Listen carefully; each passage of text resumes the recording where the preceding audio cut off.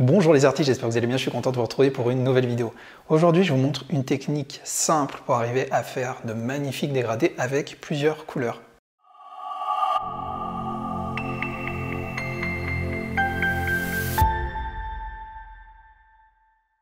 Donc ben voilà, c'est parti, je vais vous montrer comment faire un dégradé avec 2, 3, voire plusieurs couleurs.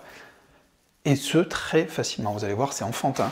Alors pour ceux qui n'ont jamais fait de dégradé, quand même, je vous recommande d'aller voir la première vidéo que j'avais fait sur le sujet, une vidéo encore plus simple, sur laquelle je vous montrais comment faire un dégradé avec 2 teintes. Voilà, je vous invite à cliquer sur le lien en dessus pour découvrir celle-ci. Alors voilà, ce qu'il faut savoir, c'est qu'en peinture acrylique, il y a plein de façons de faire les dégradés, contrairement à ce qu'on peut souvent penser.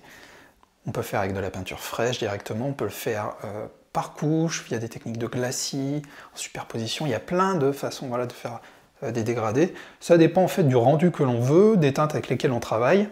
Voilà, alors aujourd'hui je vais vous montrer un exemple avec 3 voire 4 couleurs si on rajoute le blanc. Alors avant tout une petite astuce, quelque chose que je vous conseille qui va vraiment changer vos dégradés, c'est de faire des choix de couleurs judicieux, une fois de plus. Souvent tout réside dans le choix des couleurs. En fait, pour vous assurer qu'un dégradé soit efficace, je vous recommande de faire un bon choix de couleurs. Idéalement, prenez des couleurs qui sont voisines chromatiquement l'une de l'autre. Alors pour cela, vous prenez un cercle chromatique, celui que je vous montre à l'écran par exemple, c'est le cercle d'Iten, j'en ai souvent parlé. Et en fait, sur ce cercle, plus vous allez prendre des couleurs voisines, et plus il sera simple de les mélanger entre elles. Donc moi, par exemple, j'ai utilisé du violet, un bleu outre-mer et un bleu clair. Des couleurs qui sont chromatiquement voisines. Et je rajouterai une teinte neutre, comme le blanc, après mon bleu ciel pour pouvoir tirer un peu plus la couleur, l'éclaircir. Donc moi, dans mon exemple, je vais utiliser du papier cartonné. Vous pouvez très bien utiliser une toile, c'est ce que je fais habituellement. Donc voilà, je vais commencer, je suis l'ordre chromatique, je vais prendre mon violet. Je mets un peu de violet ici sur ma palette, je mets également un peu de bleu, mon bleu ciel, et je finis par mon blanc.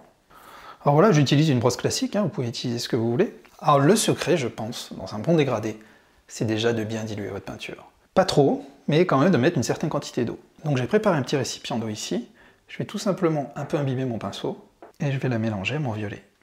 Voilà, n'abusez pas trop de l'eau, il en faut un tout petit peu, juste pour gagner en fluidité, déjà pour appliquer la couleur plus facilement, et bien sûr pour pouvoir arriver à réaliser de beaux fondus dans nos dégradés. J'applique mon violet tout en haut.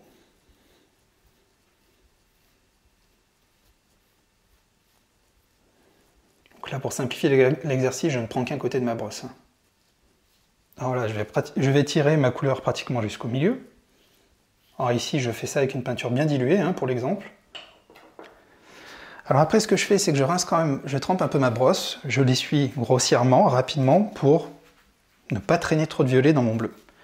Et je vais après reprendre un peu d'eau, et je refais pareil avec mon bleu.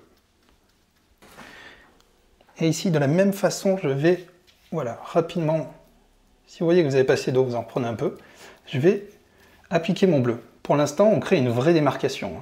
On voit qu'il y a une réelle démarcation. Je descends jusqu'ici, et quand j'estime que j'ai assez de bleu, je vais tout simplement remonter. Vous remontez très doucement, toujours avec ce mouvement-là. Et en fait, vous faites pénétrer petit à petit le bleu dans votre violet. Et on va obtenir cette sorte de pourpre, notre teinte finalement, qui chromatiquement est entre notre violet et notre bleu. Voilà, vous remontez jusqu'à l'endroit où vous avez envie de traîner votre teinte. Vous pouvez redescendre un peu. Le but, voilà, c'est de ne pas trop tirer votre couleur. On veut quand même quelque chose de bien fluide. De la même façon, vous nettoyez un peu votre pinceau, vous allez rapidement reprendre un peu d'eau et vous recommencez la même opération avec votre bleu ciel.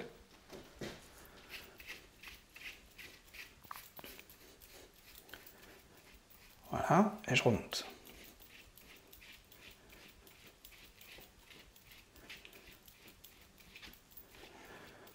Alors vous n'appuyez pas sur votre pinceau, il faut mieux privilégier un nombre de passages important, mais toujours en délicatesse, toujours, toujours, toujours.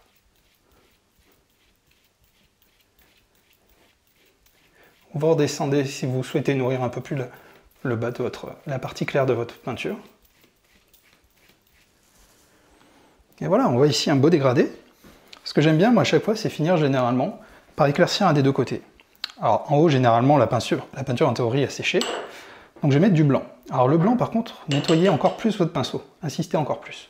Parce que sinon malheureusement, la puissance des autres couleurs va vite s'imposer dans la teinte neutre qui est le blanc. Et voilà, si on souhaite, on peut faire la même chose avec du blanc. Partir d'en bas. Et remonter. Alors là, par contre, l'écart est assez important en termes de teinte. Donc, il faut être encore plus délicat et plus patient.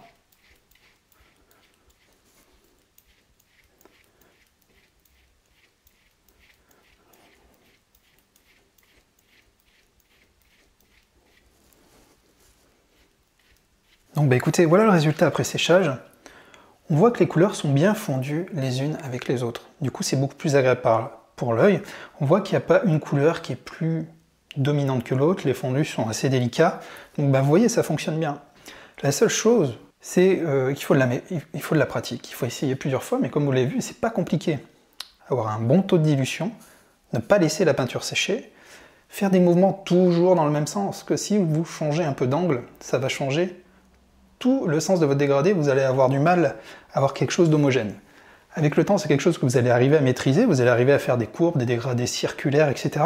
Mais pareil, c'est de la méthode. Commencez de façon linéaire, dans ce sens-là, c'est ce que je vous recommande. Alors tout comme moi, comme je l'ai fait, si vous souhaitez vous entraîner, il n'y a pas besoin de beaucoup de peinture, mais évitez de le faire tout de suite peut-être sur votre toile. Ça vous permet de vous entraîner, parce que c'est un coup à prendre, ça vous permet aussi de faire des tests avec différentes couleurs. Prenez un cercle chromatique, prenez des couleurs qui sont voisines les unes des autres, et puis voilà, comme ça vous pouvez faire des essais assez sympas. Et après c'est super, c'est une bonne base pour faire plein de choses à la peinture acrylique. Vous pouvez faire par exemple de magnifiques fonds, vous voyez, avec ces teintes un peu froides, et puis après, sur une nouvelle couche, travailler par exemple au couteau avec du blanc, du noir, enfin voilà, vous avez plein de possibilités. Donc faites des essais, comme d'habitude, expérimentez, essayez plein de choses. Mais écoutez, j'espère que vous aurez aimé cette vidéo. Si c'est le cas, n'oubliez pas de cliquer sur le pouce levé. N'hésitez aussi pas à partager si vous pensez que cette vidéo peut aider d'autres gens autour de vous. Pour ceux qui ne me connaissaient pas, je m'appelle Anthony Chambaud, je suis artiste peintre, et je vous propose de cliquer sur le lien s'abonner en dessous pour recevoir la nouvelle vidéo qui sort chaque semaine. Je vous propose aussi de télécharger mon guide du matériel qui fait une vingtaine de pages. Il est accompagné d'une séquence de mails de conseils sur 4 jours, c'est totalement gratuit. Je vous envoie quelques conseils et des vidéos pour vous lancer dans l'acrylique et l'abstrait. Il vous suffit de cliquer sur le lien. Et moi en tout cas je vous remercie et je vous dis à très bientôt pour une autre vidéo.